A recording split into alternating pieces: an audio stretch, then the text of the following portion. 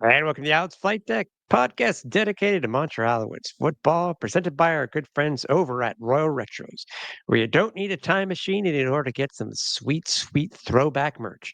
Head over to royalretros.com, use the code FlightDeck at checkout, and you will save 10% off your entire order. I'm Tim Capper. You can find me on X and Blue Sky over at Repact. That's REPPACT. Hey yo, I'm Cliffy D.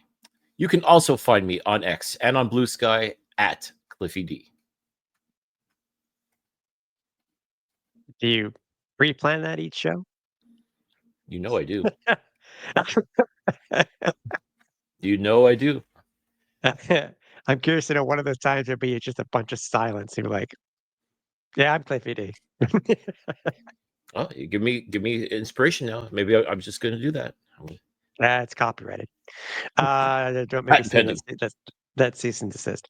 Hashtag it's June, buddy. It Hashtag it's sure June. is. Whew, let me tell you, especially with the weather today, it is warm out there. So it is 100% June without question. Yeah. First, I'm just going to say it now. Because it's funny that we kind of didn't mention it on Flight Deck Live. And by the way, if you didn't see our last Flight Deck Live, our roster special, please go and watch it. I just wanted to say that uh, we are now officially in our 10th broadcast season, Cliff. And I know had some other plans that we wanted to do for that occasion. But all I can say is one gone, 10 years, buddy. 10 seasons without you, buddy. And here's to another 10 or more. That's all I wanted to say. And it's we're here for you, the fans, and you know, every other media type too that's watching and gets the information from us here over the Alouettes Flight Deck and our post game show Flight Deck Live. Absolutely. This has been an absolutely amazing ride. I'm so thrilled that we've been able to knock off, now we can say 10 seasons of the Alouettes Flight Deck. And yeah, it has been such a blast. I mean, and we've been through it all. We've been through the good times, the bad times. We've seen a Grey Cup championship. We have seen so much, and we still have so much more to go. That's what makes it exciting, is that we've accomplished a lot, I feel, but we still have so much more to go. We have so many more stories to tell. We have so many more people to talk to. We got so many more stories to share. It is so exciting. And once again, ladies and gentlemen, everyone who has been with us from day one, or if you're just joining us for the first time, we're thrilled to have you on board. We're thrilled to have you following us and being a part of this really magical experience. So, to each and every one of you, cheers. We appreciate each and every one of you that listens, that downloads the podcast. Yeah, get a drink, for crying out loud. What the? Oh, It's there. You just can't see it. fine. It's virtual. We'll edit that into post, I guess. So yes, Oh, from the bottom of our that from would be hilarious. Oh my god. So yes, from the bottom of our hearts, ladies and gentlemen, thank you so much for being a part of this. And season 10, as you said, Tim, 100% on the way. We're here now. Let's go. Yes, sir. So after again, last Flight Deck Live roster special. Um, any second thoughts since we had that conversation on Sunday about uh, the changes that the Alouettes made, and we feel that it still deserves a little just a quick talk here because that's what our team is. There has been some moves since then that which interesting. But any secondary thoughts or any things that you had said originally that you either want to go back on or you want to expound on just slightly, or is it just your this roster is what the roster is? Well, I think no matter what, I mean, nothing you and I could say is going to change anything. I mean, I still think I think the shock has subsided because, and I think that's really what it was just that shock of seeing certain players that were let go, because whether they're veterans or rookies that were brought in and had an amazing camp, but it wasn't good enough. And once you get over that shock and you realize, okay, this is the direction that this team is going, and I mean, you just have to hope that these moves are the right ones that are made, and we won't truly know this until, at the very least, this coming Friday when the Alouettes take the field for their home opener against the Toronto Argonauts. I mean, I'm willing to go in with an open mind and say, okay, if this is the team, this is the team. I can't say I wouldn't change the thing necessarily, because I mean, there's a couple players that I truly thought could have been great contributors for this organization, but and maybe one day they could. I mean, that's the other thing too. Yes, they were released, but all it takes is one or two injuries, and you never know. Some of these players may find their way back to Montreal, or they may end up on another squad altogether. You never know. That's the in a weird way, that's kind of the beauty of football, is you just never know what's going to happen, and you never know who could emerge out of nowhere. I mean, the Alouettes, for example, could add someone that was cut by another team, and they end up becoming a superstar. Maybe it's just a matter of fitting into the right system, and for Yeah. whatever reason, the players that were cut from the Alouettes this past weekend, unfortunately, they're not going to be part of that system. They weren't the fit that they were. Maybe the Alouettes were hoping that they would be, and that's football, folks. I mean, it is what it is, unfortunately. So the team's set now. We have an idea of what this team's going to look like, and it's just now simply a matter of getting these guys on the field and letting them do what they do best. I was very surprised, about Fletch, but I'm trying to remember the last time, Cliff, that the Alouettes made a cut from one year to the next, or a change from one year to the next, with somebody who has such high profile and who really was an integral part of the offense the year prior. And I'm really having a hard time at least since the team's back in '96. And I'm really having a hard time just trying to think about that, because I really don't know if there was somebody who fit that mold that Fletch did. And what's funny too, and we'll be talking about it in the preview, is that considering right now how the Alouettes are going into, even though the depth charts won't be out, there have been some announcements made already about who is and who isn't playing this week. It's very interesting to see, with the cut of Fletch, how this will pan out this week versus Toronto. But again, we'll get into that. What as there are changes for the main roster on cutdown day, an interesting thing emerged when it came to a guy who had made the roster, but yet was released before the first day of practice. What are your thoughts on Jordan Veazey? It's kind of funny because it was a shock in the sense that he had survived. It seemed that he had survived the final cuts. Like, okay, yeah, he definitely had an extremely solid camp. Definitely played very well in the preseason.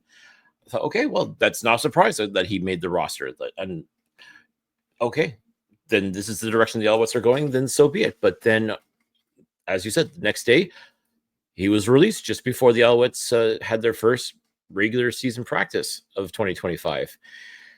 And like, well, if you were going to release him, then why didn't you did you forget to release him? Was there a clerical error? Like what? It just was kind of bizarre that you up and announced just as the Alouettes are about to take the field for their first practice session. Oh, by the way, Jordan Veazey, no, not going to be part of the team. Like it's kind of weird. Like, okay, what could have possibly happened? And yeah, it was a little bizarre, but I mean, I guess what they figure with the receivers that they have, well, not just on the team, but on the practice roster as well. And I believe my understanding is he was offered a practice roster spot and he declined it. So, in which case, then you are future endeavored at that point. So clearly, the That's Alouettes feel interesting, because I was gonna say that how it came off to me, and this is just my words, because first and foremost, watching Danny Mac's interview and Jason Moss's interview on Monday that they provided over on YouTube, it sounded to me that it's potentially that the Owls were releasing a guy who could potentially have been a problem child, not to start, but if he continued on this roster. being that it sounded like that he wanted to be more right away Mm. than what Coach Moss and Danny Mac wanted him to be on this franchise. Learn the system, you know, like everybody else has. If you have to be on special teams, be on special teams. If you got to be on the practice roster, be on the practice roster. It just seemed that again that not I'm not going to say that he was full of himself, but maybe he thought too much of himself, especially for a guy who was a rookie on a CFL franchise who had just made the roster. That's how it came off to me. So I'm wondering if it was a blessing in disguise. And I understand how Danny Mac and Coach Moss, said their answers, and they were well put. Being as professional as they always are. Um, I think the Alouettes probably dodged a bullet because if you have a guy right away who seemed like that he wanted to be it when we know the Alouettes already have their its currently, Mhm. then there may have been an issue down the line. So they did what they had to do. That's it. And again, I don't blame him for, again, as we talked about, he had a pretty fantastic training camp. He played very well in the preseason. So, it's understandable. Maybe he was starting to believe his hype a little bit. I mean, you got to have confidence in yourself too. You got to believe that, hey, I belong on this team. I belong on the roster. I definitely, I've earned my spot on here. And to have that confidence is definitely great. And definitely that's how you should carry yourself. But I guess at a certain point too, you have to look and say, well, okay, I'm a rookie on a CFL franchise that has some very established wide receivers who have done Yeah. absolutely fantastic things for this organization already. There's a little part that says maybe you gotta know your role just a little bit. And again, it's not like he was on the practice roster. Like when the final cuts were announced, he wasn't on the practice roster as though you know that's who you are. You're a practice roster guy. Like he was listed on the active roster. So maybe the thought was at some point, maybe he could become a part of this offense. But from all indications, if that was truly how he felt, that he should have been be offered or given a bigger role on this offense. I mean, it doesn't quite work like that. I don't know where some teams may operate like that, but definitely the Montreal Alouettes, especially with the receivers, the incumbent receivers that are on this team already, trying to unseat any of those guys is easier said than done. And I think Mr.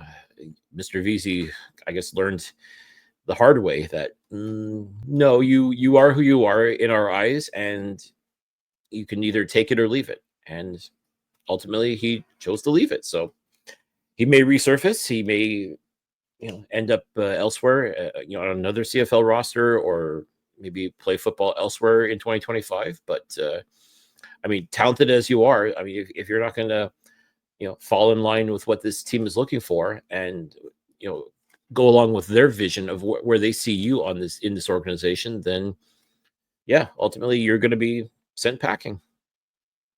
Veazey found out it wasn't easy. It ain't easy being VZ. No, no, it is not. Um, yeah, beside, with that, there's a lot there's a lot to unpack when it comes to this roster. Um, and by the way, we're going to be talking about what this roster is, especially for the guys, uh, for one of these guys that we're going to be talking to this week in our interview, uh, who is on the TSN panel. He's a former Montreal Alouette, so really has a good eye for the team itself and what to expect. Stay tuned for the interview with former Alouette Grey Cup champion Henoc Muamba. Long time coming, by the way. Long time coming to get Henoc on here. Yes, indeed. Um, And we're very excited to be able to have him share his thoughts and perspective, not just as a TSN analyst, but also, as you said, a former Montreal Alouette as well. So, I mean, he's been keeping tabs on this organization ever since he decided to call it a career. And we were excited to be able to get him to share his thoughts on the Alouettes for 2025. So, yeah, by all means, folks, definitely stay tuned for that one. So, I mean, you look at everything else. I mean, yes, we have the new, we have we have our first set of real game notes from the league. Um, we got our first real meaningful um, lines for the games from all the draft, from all the betting partners. From here, what what do you expect, Cliff? Because I said no, we're going to be talking about the game preview in a couple of minutes after the interview. But overall, what can we take away? I mean, yes, it was, I said, they had their first practice at Statty Bear in St. Leonard. Um, it seemed that we got the drama out of the way, at least currently. Um, and it's just a matter of who's going to start where, and that's why, in my opinion, I really think it's a thing to watch. Is the upcoming depth charts that will be released on Thursday? Because from there, we may see how this team's going to fit, how it's going to be formed, especially with some of the players being in what positions and, if they're, 1, 2, or 3, wherever they're going to be. It's going to be an interesting look, to say the least. No, and we've had a chance to talk with other folks throughout the league and see where they're at when it comes to their depth charts and to see where how they feel about their teams. And I mean, I think the general consensus though is people are just jacked. People are excited because football is back, and now it's just simply a matter of okay. We've gone through the training camp. We've gone through the preseason. It's now time for the games to count. It's time for us to see who's going to step up and either become a superstar or maintain their superstar status. And I don't care what Ed Hervey says. There are superstars in the Canadian Football League, ladies and gentlemen. Some of them even play for the Montreal Alouettes. Imagine that. But Shocker. yeah, I know. Maybe I'm speaking out of turn here, but I feel like there is a lot of talent in this league, and we're going to be seeing it starting on Thursday with Ottawa visiting Saskatchewan, and then this Friday at Percival Molson, we are getting a home opener.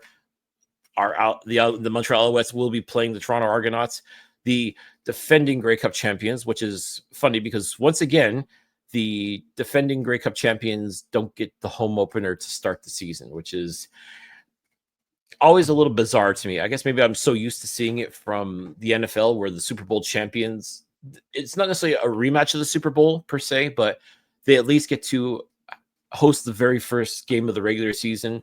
They get to unfurl their championship banner. They get to have their fans there all excited and everything like that. And they get to basically kick off the new season. But in the Canadian Football League, it's like, well, if we can do it, great. But otherwise, it's not that important. But hey, you get to play this weekend. So, good on you for that.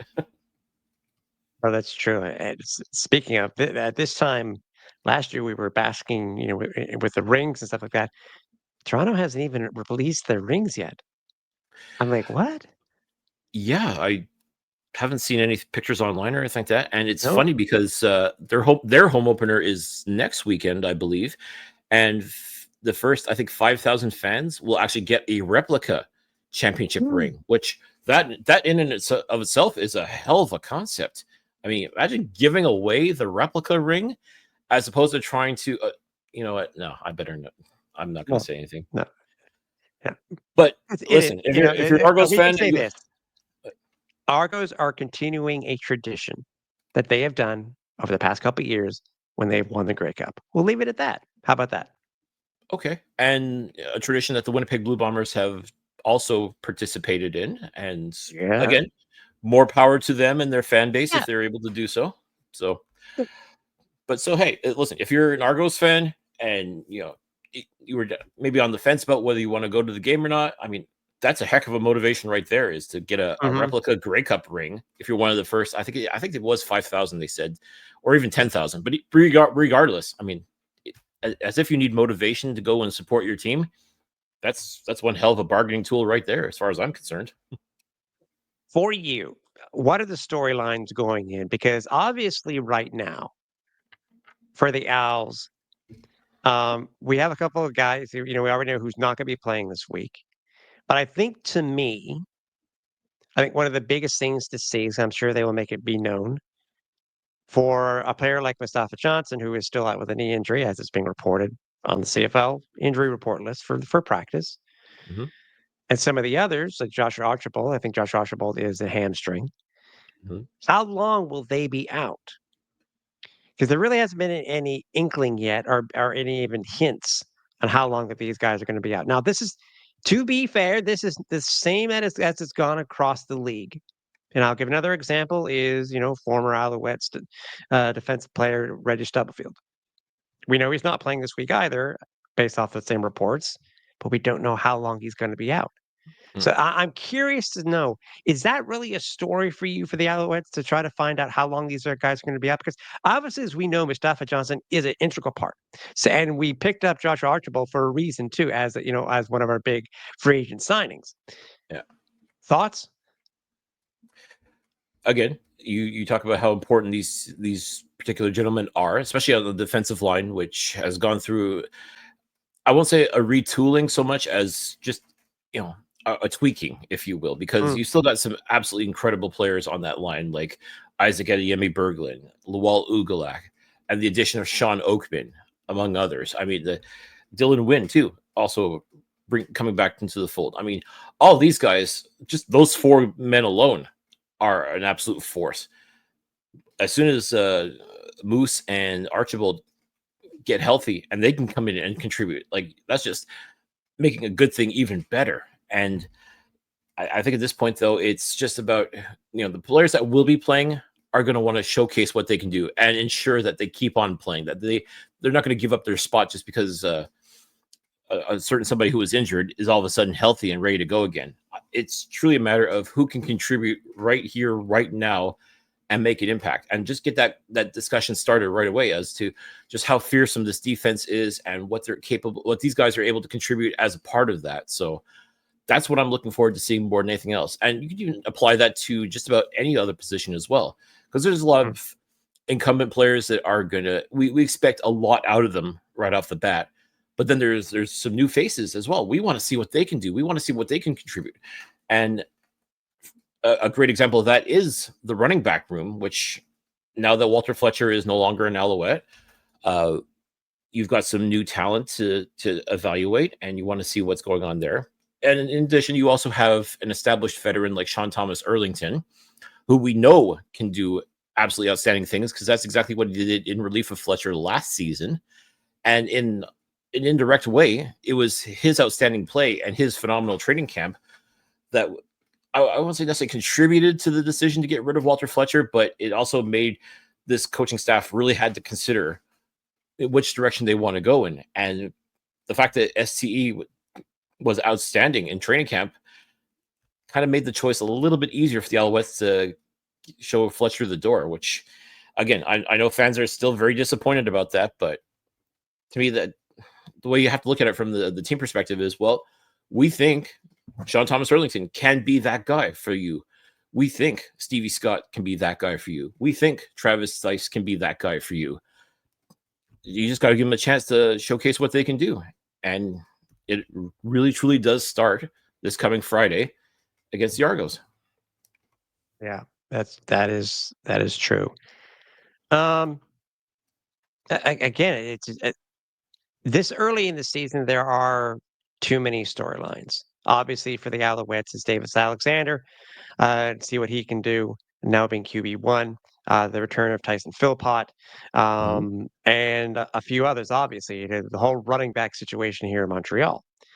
Um, one of the storylines really for me, it really isn't the defense because the defense really is as close to what it has been over the past couple of years. It seems to be a very dominant force. And when you add a player like Sean Oakman as an example, and it's just a plus. Uh, he will be able to add to the defensive line. I mean, is he going to take the place of Sean Lemon? I, he's a different player, and he's a lot taller. That he is. He He is a certainly lot is. taller. Yeah, he is a lot taller. Um, for you, when after we're going to get to the interview with Henoc in a couple of seconds here, but for you, any particular storylines that stand out in your mind for 2025? Well, I'll go back to the defense, if only to talk about the secondary, because this Alouette secondary has always been good in a lot of ways. But there's always been question marks because certain players have gone down to injury, and as a result, rookies have come in, and sometimes it took a little while for them to find their footing. But once they did, they played absolutely outstanding.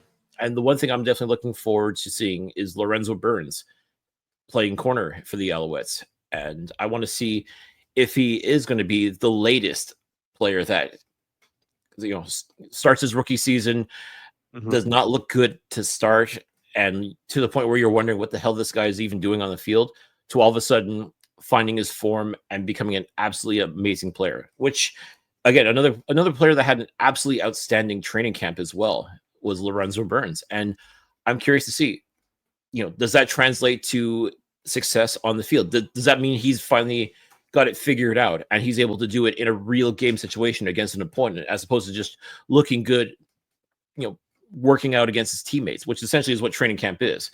So I'm going to be curious to see what that storyline looks like. I'm curious to see how guys like Nate Beauchemin and Arthur Hamlin do working in the secondary as well. One's a fresh-faced rookie. The other one's, is sophomore season. Both of them are expected to perform almost immediately. Essentially, this secondary, I think it definitely has all the potential in the world to do absolutely outstanding things for this defense and just contribute to making this elite defense even more elite, if that's possible. Again, I'm really excited to see what they do, especially going up against Nick Arbuckle, who came in relief during the Eastern Final for Chad Kelly, got the Argos to the Grey Cup, and helped them win said Grey Cup as well last season. I'm curious to see if the players that were on the team last year for the Alouettes, how much of that they remember, and how they're going to attack Nick Arbuckle this coming Friday, how their game plan is going to be against him, and trying to showcase that on that particular day. Yeah, he got the better of that defense, but that's an exception, not the rule. As we said, we always, when it comes to these season opener, whether it be either on the road or on at home, we always like to bring in somebody to try to give a little bit of insight on how they feel that the Alouettes are going to do for the 2020 for that particular season. And this year is no different. We're lucky enough to be speaking with a guy who has had his fair share of games in the CFL, has won a Grey Cup, and has also been with the Alouettes not once but twice. He's currently a member of the panel over on the CFL and TSN. So without further ado, let's talk with Henoc Muamba. The 2025 season is upon us, and we are so excited here at the Alouettes Flightdeck. And I personally couldn't think of a better person to talk not only about the 2025 season, but also about the Montreal Alouettes and what they've done than a former member, an OG of the Montreal Alouettes. We are so excited this evening to be joined by CFL on TSN's one and only and former Montreal Alouette, Henoc Muamba. Henoc, welcome to the Alouettes Flightdeck. Glad to be here, man. Glad to be here. Thanks for having me. Oh, man. I mean, is this not the best time of the year? I mean, every CFL team is undefeated right now. The hope, the optimism, everything. Everybody's so excited because finally, it's June. Football is back, and how does one not be excited about this, right? That's right, man. It really is. It's the best time of the year, and you just got out of training camp from a player's perspective, and you're excited to finally start to hit somebody else that doesn't wear your jersey, right? So it's an awesome time of year. The weather is amazing. I happen to be in the city where the first game of the season will be played tomorrow. Yes, there's lots of excitement in the air. Oh, so you're in Regina. So I mean, your hotel room's looking a little smoky. So I was starting to wonder where you were. Oh man! Oh I yeah. tease. Oh yeah. Seriously, we hope everybody in Saskatchewan is doing good. So Yeah. I'm here for 2 days, and that's it. good stuff. Because I'm enjoying the view, if you can imagine. I was going to say the views. When I think about views and Regina, I mean, it's like there's wheat. I guess that's good, right? Yes, no obstruction. Let's put it like that. Oh Hey, man. as Henoc, we saw with the. It seems to be every year too, and I'm sure you saw it too as a player that the Alouettes made what some would consider a shocking cut. And as I said, we've seen them every year. If you're an Alouettes or even a CFL fan, what were your thoughts initially when you heard the cuts that the Alouettes made? Specific as an example for Walter Fletcher. Yeah, no, it was yeah, unfortunately, it's the nature of the business, it's the nature of the beast in pro football where there's always these surprise cuts that you hear about from east to west, really. So when I heard about Walter getting, released at the end of training camp there, obviously, shocked, jaw dropped and couldn't believe why and start to figure to think, hey, like, what's the reason? Because there's always a reason, and at the end of the day, what, front office gets the final decision, and you got to live with it, right? The good thing is this, right, with Walter, is that he did a good job. Obviously, he executed at a high level last year. He was the guy that the Alouettes really depended on. So he performed tremendously. So I'm pretty confident that whether it's a week from now, 2 weeks from now, we're gonna hear of him signing elsewhere. So he'll get his opportunity to continue to play football. But yes, when you talk about how shocking that is for someone like him with the career with the season that he had last year, is absolutely shocking. His ability is unique too, right? He's not the biggest of the running backs out there, but he's the type of running back that you want to have in your backfield, right? He's the type of running back that changes the pace if you want to have a bigger back, and I thought he was actually more physical than his size, right? He was more physical than he looked. I've actually tackled him, so I do know that for a fact. However, again, like I said, the final decision goes to Danny Machocha and the rest of his staff up front. But one of the things that, again, Walter Fletcher did really well was, one, he was really smart with the ball, and he was such a great outlet. That's what I'll say. He was a great outlet for any quarterback that was out there, whether it was Cody Fajardo or Davis Alexander. So I thought he would have been a really good outlet and a good help you for Davis this year, because one of the good things that we know Davis does, I'm sure we'll get into him at some point, but one of the good things that he does is that he's able to extend plays, right? And when he extends plays, sometimes he finds Walter Fletcher, and he's running backs are sometimes, especially as a defensive player, you sometimes forget to cover him when a quarterback is scrambling. But yeah, so we'll see what will happen going forward for sure. Yeah, And without question, and because I definitely think that, you know, I've said this before and I'll say it again. Walter Fletcher is arguably the best two-way player in the Canadian Football League. I mean, it's not going to be a matter of if he lands on another CFL roster, it's when, as you said. He definitely will. And I think what's funny too is that we ended up seeing the final injury report today, and it looks like Canadian Sean Thomas Erlington will most likely be slotted in as RB1 this week. So it's and I think Cliff and I have talked about this too, and I'm sure you've seen it obviously being Canadian too, is that it's going to be very interesting for the coaching staff, Coach Moss, to determine, because they're starting a Canadian at running back, how that whole ratio is going to be potentially shifted throughout for the rest of the team.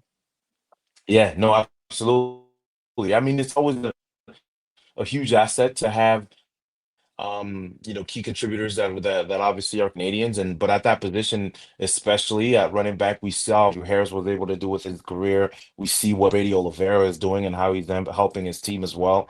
So he's going to provide a little bit of more options and flexibility. Obviously, having Sean Thomas Erlington as well at the running back position.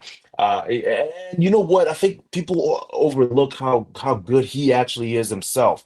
I talked about Walter Fletcher being physical, and there's another, smaller running back, but he's a little bit thicker, but he is very physical. He's agile, he's mobile, and I've always liked his game, even when I played against him as well. So, all the best to him. I think he's always had, he's always been one of those guys that needed his shot. So for him to have the opportunity to do that, um, it'll be good to see, right? And I think he's right. He's mature as well. He spent enough time, whether it was when he was in Hamilton, and obviously coming back home to spend to play for the Alouettes now. Being here and having seen so many different offenses, different coaching staff, and different defenses as well. Now I think he's really mature, and I'm excited to see what he's going to be able to do this year. Not to mention too the pass protection that he can offer, which not that Walter Fletcher couldn't do that, but STE. I mean, we see what he can do on special teams, but also too the fact that you talk about that physicality and being able to protect the Davis Alexander if need be. I mean, that's something you definitely can't put a price tag on.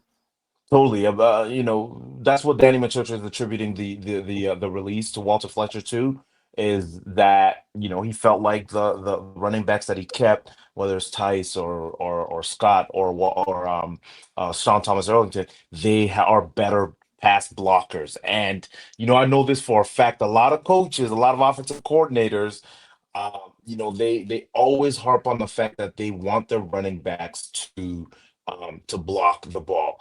I have a funny story. When I was going to the combine, one of my really good friends, he actually went to Bishop's University, but we're going to combine. That's years ago. I don't want to date myself, but it's a long time ago. And the Toronto Argonauts had a very intimidating, interview set up. And so word got around the hotel that, hey, if you go to Toronto, just be ready. It's going to be intimidating and whatnot. And so he came back from that interview and he was telling me the same thing. And he tells me, hey, they asked me what my best attribute was, and I tried to talk about my speed and my ability to be physical. And they said, we don't care about any of that. All we care about is, can you block?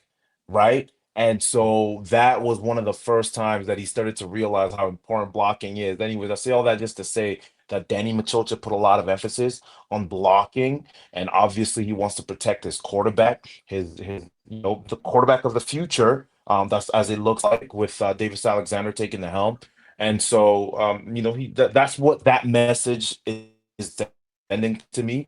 That's what it's sending to me, and that's what it's telling me, that he wants to protect his quarterback, and he believes in the rest of his running backs that are going to be able to do that. And I'll tell you what, Sean Thomas Erlington absolutely can block and protect, and he's very sturdy, very very sturdy. So that's definitely something he can do. Without question. Now let's talk about, as you just sort of alluded to, protecting the future of the Alouettes franchise, Davis Alexander. It was definitely a bold move for Danny Machocha and the coaching staff to decide to go with Davis Alexander versus Cody Fajardo, who helped bring this team its 8th Grey Cup. What are your thoughts on what you have seen so far of Davis Alexander? And as far as you're concerned, is he the guy that can lead this team to further Grey Cups? Yes, I just finished I did a segment with Sports Center. I was doing a hot or not, and that was the exact same question, talking about, if Davis Alexander could be the next great quarterback of the future for the Montreal Alouettes, and I was hot on that. I do believe so. I think Davis Alexander possesses all the abilities. He is capable of running if he needs to. He's very poised. He can make all the throws. What I love about him is the fact that he wasn't rushed into that position. Oftentimes, for quarterbacks, when you're skilled, they just throw you in there, right? And this is what him entering year 3 or so with the team, and he was able to sit behind Cody for a couple of years. He was able to see a Grey Cup run. He was able to sit with Anthony Cavillo. I'm sure spent extra time with him prior to him actually becoming the starter, and so that's huge. It makes a huge difference when you're not just coming in and you have to learn the playbook and you got to go, right? So, and then on top of that too, before he became the starter, he still had time to learn the playbook and understand the nuances, which a lot of quarterbacks, when you're thrown, you don't get to do. So, and then beyond that too, last year, if we look at a lot of the games that he was able to contribute to, they weren't just throwaway games. right? They weren't just end of the season games or end of the game games. No, he had some legitimate games that the team needed to win, and he was there. And so if that was him getting thrown in the fire, look at where he is now, and he has some great experiences now. He had the opportunity to play in tight and close games. I think some of the games that he played against the Saskatchewan Roughriders, whether it was in Montreal, there was one also in Saskatchewan that I remember vividly, that he performed extremely well at the end of the stretch there. There was one where he got out the pocket and he ran down the sideline. A lot of quarterbacks will run down the sideline and then step out. No, he fought for the extra yardage, and so it tells me that he's a quarterback that is, one, he's relentless.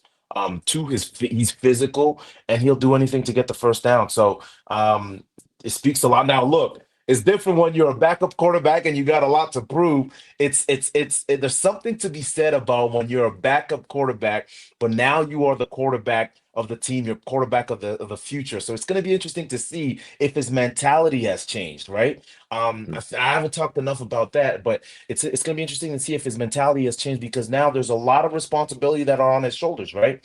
And so a lot of business decisions that he's going to have to take, right? If you're running down the sideline, Davis, I need you to step out of bounds. I don't need you to take any hits that you don't have to. And so, it'll be good to see. It's something definitely to keep an eye on.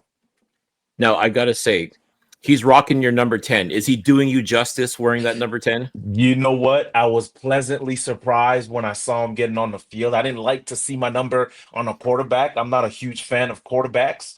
Uh, but no, he's doing a really good job. And for a guy like him to get on the scene and to have the success that he had early on, and to finally get handed the keys. Look, he started on the right foot. But here's the best part about the situation that he's in right now. One, I talked about the experience. I talked about the games that he was able to play in, meaningful games. He has the abilities. He can make all the throws. He has the right mindset. He can read the field and defenses really well when you look at the film.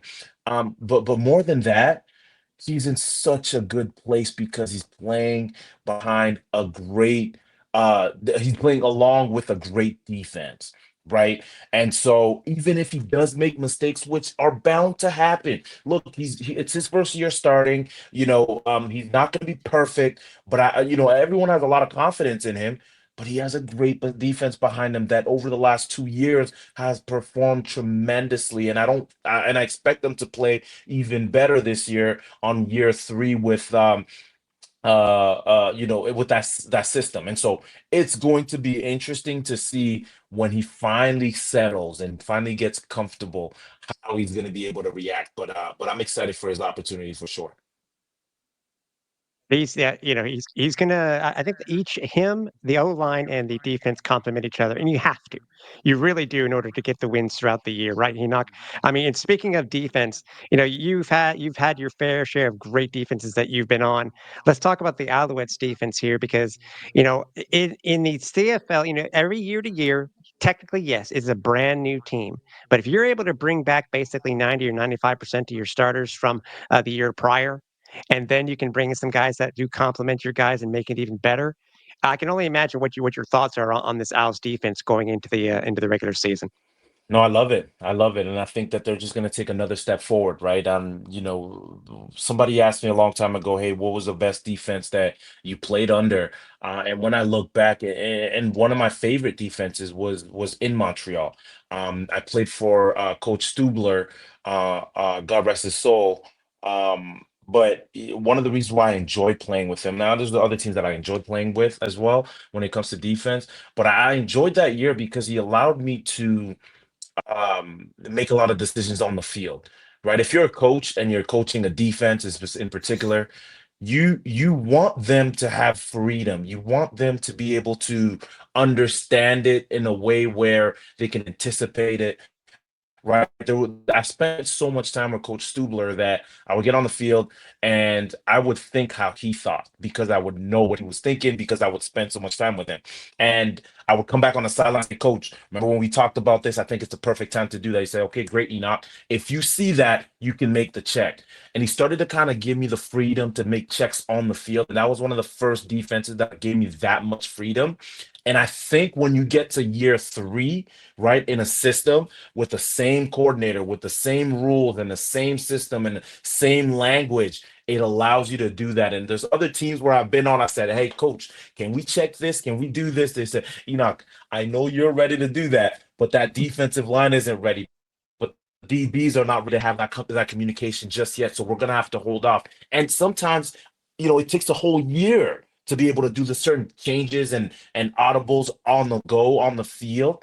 And so that is also one of the things that we don't talk enough about when you talk about continuity is those little things, right? I think that those are the things that I think we're going to be able to see now more. Hey, look, coach called the blitz, but this formation is not a good look for us to call to continue on this blitz. Check, check, check. Let's go to a base defense. Check, check, check. Let's switch it to the other side. These are little things that are going to be extremely important for this defense, and I'm excited to see the progression and evolution of this defense for sure. Now let's talk about the linebacking core on this Montreal Alouettes team. Now, guys like Tyrese Beverett, Darnell Sankey, Jeffrey Conte Arku, Tyrell Richards. I mean, they're no Henoc Muamba, for example, but they got some dudes on this linebacking core. What are your thoughts on what these guys are able to do? Man, they're doing a great job. They're doing a great job, whether they're playing special teams or they're playing on defense. They're doing an amazing job. I think that they're taking the next step. When I talk about taking control of a defense, it really starts with the linebackers, right? And so Darnell Sankey, the guy that I've always, admired because of his game, but also his leadership. And I think that he's done a great job since the first day that he got to Montreal and Tyrese, how much you can't say enough about him. The work ethic that he has and the amount of impact that he has on the field, whether it's rushing the quarterback, whether it's dropping and passing and tackling the ball. I feel he's entering this season with a chip on his shoulder. I think that there's going to be a lot of times where we're going to be talking about him because of the impact that he had. Like you look at the season that he had last year. What I love about him is that he was never satisfied. That I had a chance to speak with him multiple times throughout the course of the season, and he was never satisfied. And when we're talking about, hey, who's going to be defensive player of the year, and he was up in the conversation, and obviously him not getting it, it gives him a little extra motivation, right? And I think that he was already a dangerous player, but the circumstances only made him even more dangerous. So I'm excited to see what kind of season he'll have. I agree. I'm almost salivating when I think about the guys who are in the backfield and what they could actually do and how they could actually, help with the scoring with the team and stuff like that. Hey, before we let you go, obviously we're gonna make sure to get you back on the show to talk about you yourself and your career and stuff like that. But one thing I wanted to know from you before I let you go is, can you give us 3 people you would want Owls fans to watch this season? Ooh, yes. Okay. Well, obviously, we got to start with the quarterback position. You got to pay attention to Davis Alexander. I think he's going to be extremely, obviously pivotal. Where as far as he goes is exactly where this team is going to go. And so you got to look at Davis Alexander. He's the first person that you got to watch. Secondly, I'm going to go with. I'm either gonna go no, I won't say Sankey. I'll actually go with Beverett. He's another guy that he's not the middle linebacker, but he leads that defense. His attitude, his grit. He's the energizer bunny for that defense. When he's energized, he's the guy that he doesn't have to make a tackle to have an impact, but he still makes a lot of tackles, right? And then lastly, I'm gonna look at Sean Oakman. He's one of your newest additions, and he's up front at the defensive line. He's going to allow Sankey, he's going to allow Beverett to flow to the ball, right? And it's going to be interesting to see how he fits into that defensive scheme. But played behind that man, he's a large human being. And when he decides to get to the ball, it's hard to stop him. He's another guy to kind of watch for sure. 100%. We met him at training camp, and he made me look tiny. I'm 6'1", and I'm looking up at him talking to him Oh like, yeah, "Hey, yeah, what's yeah. up, man?" He's a pretty big guy. He's a pretty big He's a guy. unit, just massive human being. Like you're right. I think this Alouettes front seven is going to do some major damage in 2025. Oh, absolutely. All right. So obviously we're going to finish up here with you, Henoc. Again, we are going to make sure we have you back on the show. Obviously, we can see you each week on the CFL and TSN. But where else can people find you on social media? Man, you can follow me on he_who knocks on Instagram. I'm mostly active there. Henoc Muamba on Twitter. And yeah, on TSN, and I'll be around. Awesome. Hopefully, we'll get a chance to see you at Personal Molson Stadium, checking out your former squad, making sure that they're keeping keeping things honest, right? We'll be there for first home game of the season. We'll be there in person. There you go. There you Done go. If you deal. didn't know, now you know. There we go. Breaking Perfect. news. There you go. We got the scoop. All right. There you go. Thank you Awesome. very much, Henoc. We really appreciate your time, man, and have a good season. Thanks a lot, Tim. Thanks a lot, Cliffy. Thanks a lot for having me. Henoc was an absolute gem. As we said during the podcast, we want to have him back on in a more unofficial capacity so we can talk about his career. But this time, as I said, it really does help when a guy is part of this, and now an integral part of the CFL and TSN panel. That he was able to give some great remarks and give his insight on what he thinks about the Alouettes for this upcoming season.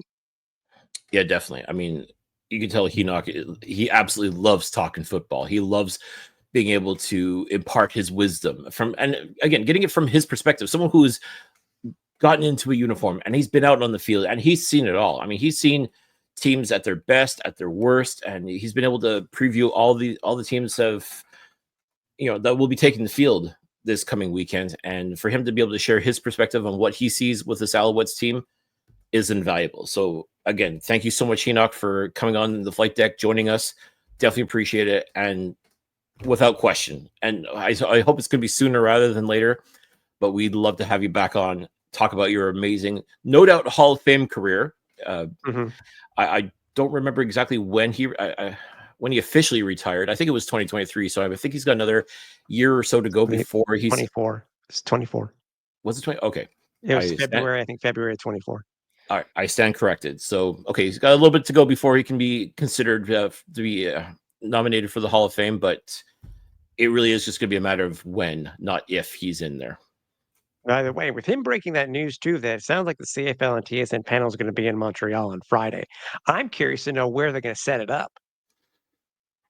That's what because we know where RDS sets up theirs. But I'm curious to know where TSN is going to set up their stuff. I guess it would be where they've normally set up in the, I guess on the south side, but in the corner of one of the end zones. I mean, that's We'll in see. the end zone. We'll see. Yeah, we'll see.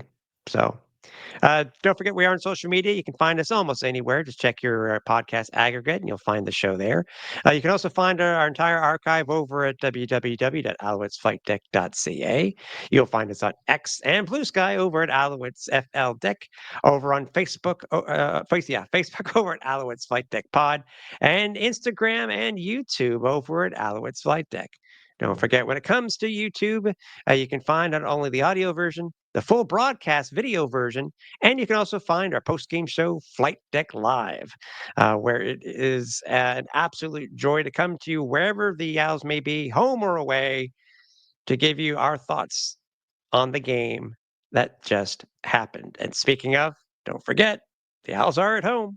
You will see us, Flight Deck Live, from Personal Molson Stadium, so stay tuned for all of our socials for that information. If you're looking for merchandise to rep the podcast, whether it be our regular logo T-shirts, our very popular 56 cartoon 56 cartoon bird 56 T-shirt, or our newest, if you know, you know, the LBM, the Little Big Mac shirt.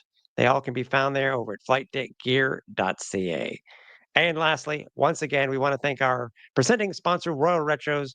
If you go to royalretros.com and use the code FlightDeck at checkout, you will save 10% off your entire order. And as always, folks, if you are watching us or listening to us on YouTube, make sure you smash that like button. Make sure you give us a thumbs up. Tell a friend, tell a coworker. Make sure everybody is subscribing to the Alouettes Flight Deck. It really does help us out big time. It also gives you the opportunity to know when we go live as well. As long as you hit that notification bell, you'll be notified when Flight Deck Live hits the airwaves, so to speak, or even when this latest podcast is about to drop. You'll get notified of that as well. So make sure you're subscribed. Make sure you're part of the flight crew. We appreciate each and everybody's support. Real quickly before we get to the preview for the game, some people, some within the media, some on different podcasts, stuff like that, have made their predictions. And this is one thing we don't do. And everybody, if you know Cliff and I well enough, we don't do records. We rarely do predictions, if anything, about what the Alouettes may be. Two questions real quickly though, Cliff, because I know they are what they are. First, Alouettes position in the power poll, and B, some of the predictions, quote unquote, that some of these media outlets are putting that they're saying that the Alouettes are going to be. Thoughts? Well, it's funny. One thing I talked about with a lot of the players throughout training camp is I don't think people are sleeping on the Alouettes so much anymore. And it's almost disappointing in a way because I think this team liked it better when people weren't sleeping on them, or when they were sleeping on them, when they didn't give the Alouettes snowball's chance in hell of doing anything of note, because that's when they'd almost come out of nowhere and do amazing things. And look what the past 2 years, for example, have produced for this Alouettes team when they were counted out more often than not. Now the general consensus seems to be like this team is going to be very competitive in the East in a lot of people's eyes. And yeah, I don't think anyone's doubting what this Alouettes team can do on the field. You know, obviously there's going to be question marks of certain areas. Most notably, will Davis Alexander live up to the hype? I personally think he will. I'm sure you think he will. He will as well, Tim. And I'm sure there's a lot of fans that also think he's going to live up to the hype. It's basically convincing everybody else that he will. So, I mean, I'm sure there's still a lot of question marks, but I think a lot of people too realize how this team is built from top to bottom and say, you know what? Yeah, these are not lovable losers. This is a team that is going to be very, very competitive. They're not going to go 18-0. They're definitely not going to go 0-18. This is a very tough Eastern Division. Let's make one thing very clear. Yeah. You got Montreal and Toronto that are the top dogs, so to speak, or have been for the past couple of seasons. But now you've got Ottawa and Hamilton that have reloaded. They've also made some big-time acquisitions as well. They're looking to compete. They're looking to get themselves into the playoffs, especially since Ottawa came in last year, finally, after years of futility. Now, all of a sudden, they're back in the playoff contention. Hamilton desperately wants to break that Grey Cup drought in there, so they've made the money moves in order to better themselves and get themselves back into at the very least, get back into the playoff picture, if not back to the Grey Cup game that they were in a few years ago. This is going to be a very tough division, and I've said it on a few different podcasts already. Call it a hot take if you want, or just a bold prediction. I truly would not be surprised if this is the year where the East crosses over into the West, because you've got 4 teams that have made all kinds of moves to better themselves and look to be extremely, extremely competitive, to the point where I kind of feel like maybe, just maybe, that 4th place team in the East crosses over and plays in the Western semifinal. I mean, that's not to say that the teams in the West are all trending downwards, but at the same time, I can think of at least 3 teams that have a lot to prove, and will they be able to? Only time's going to tell, but it sounds kind of crazy to think, and maybe it is kind of bold to think, but it's very possible that all 4 Eastern teams somehow make the playoffs in 2025. Yeah. And again, I saw where the power poll was, and I think that the Alouettes were 6th, and I was like, really? But again, they're just polls.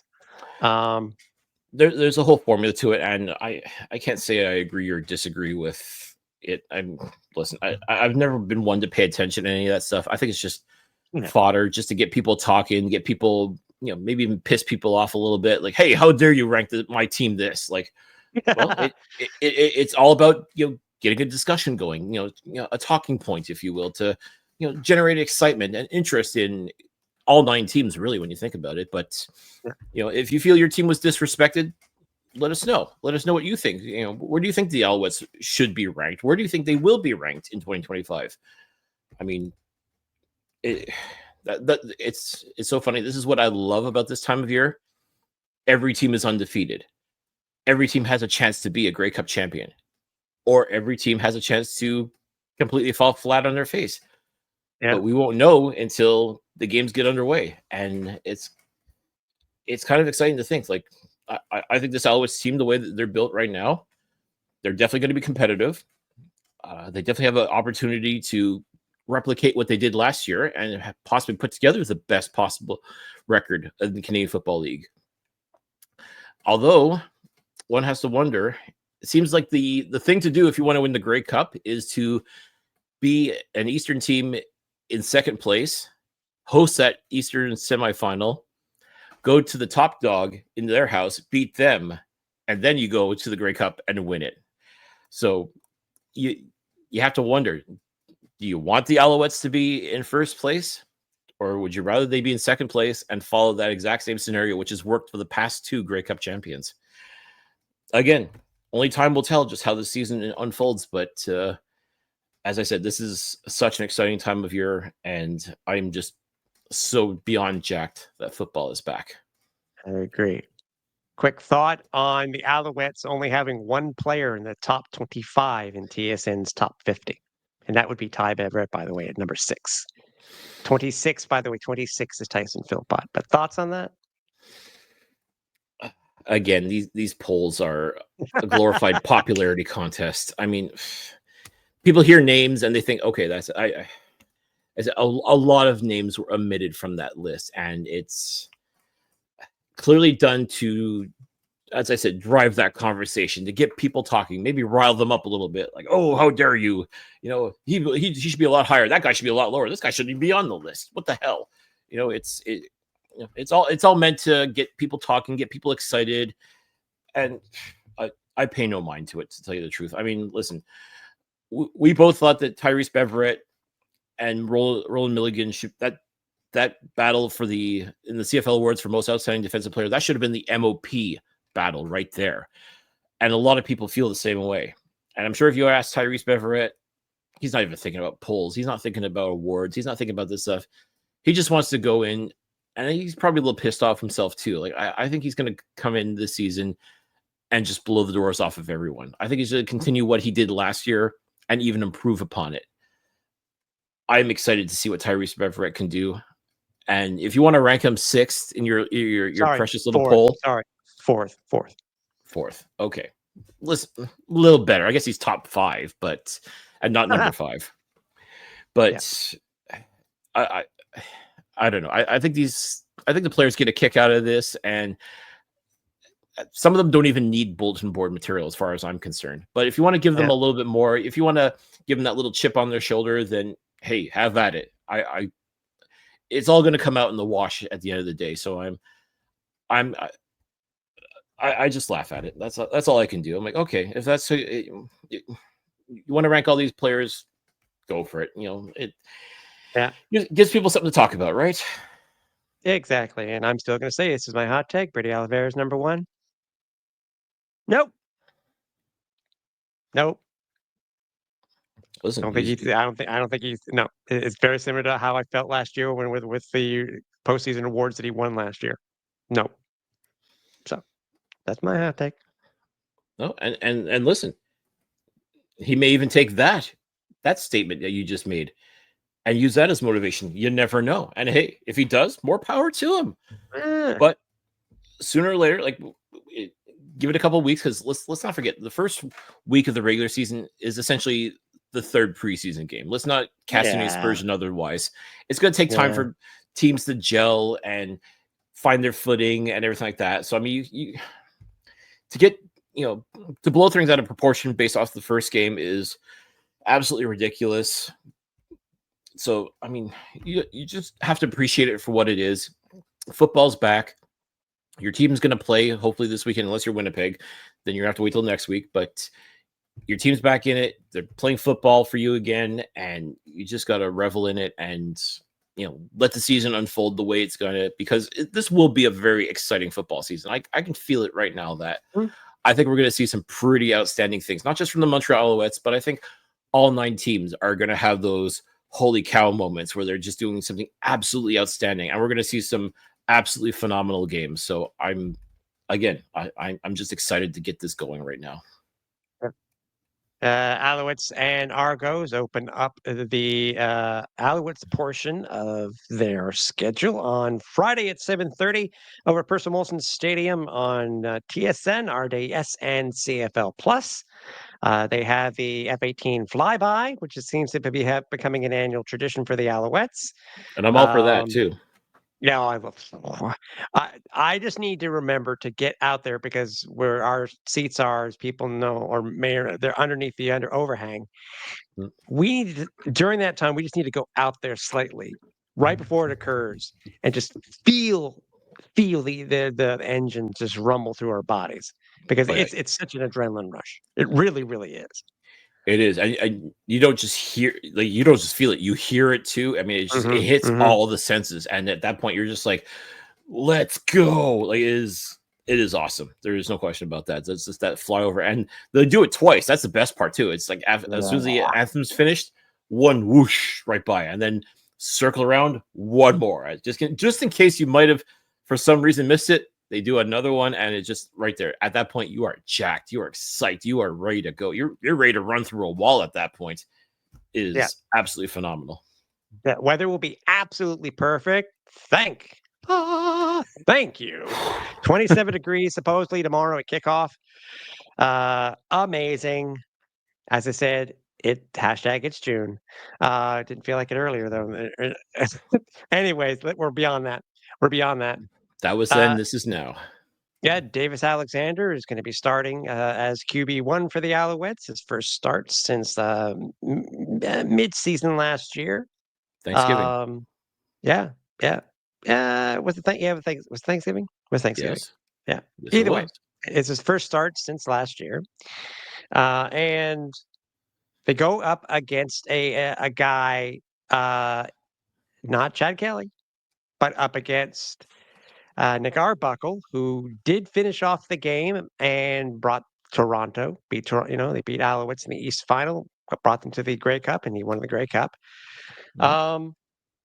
What are your thoughts going this? Because one of the amazing things that I see, and this is where I love Steve Daniel, the guy over at CFL Stats, is this. And this I don't know how to take this, because or how fans would take this either. So it's under the heading of looking for offensive improvement. And you're thinking the Alouettes, offensive improvement. Cliff, last year, their Alouettes were ranked 9th in the CFL with just 333 net yards per game. They ranked 8th and 7th in rushing and passing yards, respectively. But they overcame that because they were number 2 in the league in turnover margin at +10. For a team to be at 12-5-1 and be last in offense shows that they did something good, or after they got to 10 wins, something happened, which, to be fair, yes, something did happen. Let's not forget 10-1 at one point this Alouettes team was last season. I mean, that too. Despite that kind of production, I mean, as I say, they don't ask how you win; they ask by how many. And even if you didn't win by how many, if you didn't win by very much, you still won. It's yes. But I have a feeling the Alouettes took a lot of that to heart, and there's no question in my mind, Davis Alexander sees the challenge before him, and he's been chomping at the bit to showcase truly what he can do. We got a taste of it last year. We liked it. The Alouettes liked it as well because they made him QB1. They sent the Grey Cup hero packing to Edmonton. because they believe so strongly in Davis Alexander. We're expected to believe in Davis Alexander as well. And I know you and I, we've been big proponents of him from day one. We know what he's capable of doing. And last year, I won't say it validated us necessarily, but it kind of made us, let everybody know, listen, we've been telling you about this guy for a couple of years now. He just needed the opportunity. Well, the opportunity is his. This is his team now. He's going to have that opportunity to showcase what he can do. And there's no question in my mind that he's going to put points on the board. He's going to be throwing for touchdowns, like multiple touchdowns. He's going to be finding his receivers. He's going to be handing off the rock. He's going to be doing everything he can to make plays happen. He is going to become that superstar. There is no question in my mind. The opportunity that is before him is absolutely tremendous. And I am very confident in saying that he's going to live up to the hype without question. He's going to answer the call time and again, and he's going to do amazing things in 2025 for the Montreal Alouettes. And remember, this is now a team that has a fully healthy Austin Mack. This is a team that has a fully healthy Tyson Philpott. And a couple, obviously, of our up-and-comers, because, yes, we had some of our major guys go down, too. Tyler Snead went down last year. So, I mean, but guys stepped up. And we just have a plethora of wide receivers. And again, the defense. And again, that's why I said what I said earlier in the show, Cliff. This very first depth chart that's going to be released is going to be very important and also very interesting at the same time. Because as we know, Stevie Scott is out for game one. That means most likely we have a Canadian starting at running back for the Alouettes and Sean Thomas Erlington. Absolutely. So, roster manipulation because of the ratio, it's going to be very interesting. And also, if there's going to be a change in quarterback, who will be QB3? Because right now we still do have 4 guys on the roster. So, will all of them be active? I doubt it. But the question is, who will be QB3 who will be active for this game? It's a huge question, and we'll get that answer soon. But I tell you what, every quarterback made their case to be on this roster, on this active roster. We know it's Davis Alexander's team. We're fairly confident MBT is going to be the backup. But you're right. Who will be number 3, number 4? And ultimately, one of Caleb Evans or James Morgan is going to be not dressing for this game. I just can't see a scenario where all 4 quarterbacks dress. But who's going to be number 3, as you said? And I mean, truthfully, it all depends on what happens in practice this week and how these guys are preparing for this game. And I sincerely hope that they're both preparing as though they could possibly start the game. And that's the mindset you have to go into. And I think that's what's carried, like all these great quarterbacks that you hear about. That's their preparation. That's their mentality, is they're prepared. Even if they're low man on the totem pole, they are preparing as though they're going to get the call to start the game. And they got to be ready to go, because if you're not ready, then forget it. So, yeah, I'm curious to see. I got a feeling Caleb Evans, it was his job to lose. It was his spot to lose. And I think he did enough to show the case that he should be there. But that's not to say that James Morgan isn't doing the right thing. I mean, he definitely really showed himself out too this entire training camp and preseason. So, yeah, I'm really curious to see the depth chart. But yeah. What a good problem for the Alouettes to have, right? To have that kind of depth in your quarterback room. My goodness. I mean, I agree. Yeah. And also, as I said, curious to see which guys will end up on the 1-6 game. That will be a story for itself, but we'll see. We'll see once that is announced, because Mustafa Johnson technically was never really active because he was on the veterans injured list at the beginning of training camp. Yeah. And we know Joshua Archibald's on the 1-game list, so he's definitely not going to be playing as well on Friday. So that much we know for sure. But hopefully that's all it is the 1 game, because I'm really excited to see him take the field for the Alouettes as well. So exactly. Alouettes are currently a 4 or 4.5 point favorite, depending on where you do look. I will admit the lines this week across the CFL are pretty. They're nothing really egregious at all from what we saw. So Yeah. I think the Alouettes over under. I think it's the second highest in the for the week for the betting lines. And what is it currently at? It is at 47.5 points. So, Well, but and either again, way, that speaks to the potential of both teams essentially. But also I think there are still some question marks for both quarterbacks as well. I mean, simply because Davis Alexander, this is his first go as a starting quarterback. Nick Arbuckle, we know can produce, but will he? I mean, especially since a lot of the attention has been focused on Chad Kelly and his recovery from his horrific injury in the Eastern Final last year. But essentially, once they decided that no, Chad Kelly's not playing, it's now Nick Arbuckle's show to run. That may have altered a lot of the thinking of just how many points are going to be scored by both teams. I mean, this could be mhm, a great defensive battle, or you could see both teams light it up. You just never know. But I think this is going to be a fun game to watch for those reasons, because we don't know truly what to expect out of these guys until they get on the field and start doing what they do. exactly. Stay tuned to all of our socials for any other information that may have come across the wire. Again, don't forget that we will be having the next step, our post game show, Flight Deck Live, following the game on Friday. So stay tuned for all those announcements. And again, if you happen to be going to the game, enjoy it. Season has started. Yes, it is June, and it is the start of the road to Grey Cup 112 in Winnipeg.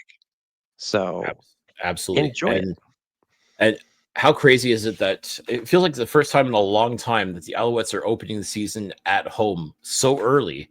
Like the past few years, it feels like it's Saint Jean Baptiste weekend where the Alouettes Mhm. have their home opener. But no, it's literally the first game of the season is at home at Percival Molson Stadium. I mean, it's a little weird, but I mean, it's kind of cool that the Alouettes are kicking things off so early and getting fans to Percival Molson Stadium earlier than usual as well. I mean, it's going to make for a very fun atmosphere. I don't believe that they haven't officially announced the sellout yet, and I remember looking at Ticketmaster the other day, and tickets were getting scarce. I mean, they haven't officially announced the sellout yet. Maybe by the time the kickoff happens, maybe there'll be a walk-up crowd. With it being Friday night, beautiful night in the city.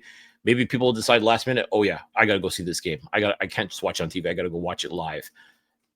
I would love to see another sellout. I mean, that would keep the streak going when you think about it, dating back Yeah. to last year. So Yeah. folks, if you don't have your tickets, I mean, I believe there are still some left. So, definitely come in and be a part of the atmosphere. I'm sorry to say you will not have air horns. You will not be allowed to bring an air horn, but you know what? I think Let's Alouettes, see how fans get creative. That's what I want to see. Let's see how they get creative. we just may be seeing fans pulling a Cody Fajardo of their own saying, F you, just watch. You don't want, I can't bring an air horn? F you, just watch what I do to make noise and bring the noise, bring the excitement to Molson Stadium. I'm ready. I don't know about you, Tim, but I am definitely ready to see Molson Stadium rocking like it normally is and should be. Earliest start ever for the Montreal Alouettes in a home game to start the season. And this is the earliest ever the CFL has started, with the game coming up on Thursday night. So earliest game ever for the Alouettes to start the season at home. Who would have There, thought? We're looking there you forward to have it. We're looking forward to it. So again, and we're looking forward to seeing you next week. So again, enjoy the game. We'll see you guys next week. Stay tuned for all of our socials. And so for the last time here at the Alouettes Flight Deck, for Cliffy D, I'm Tim Capper. We're on Final Approach.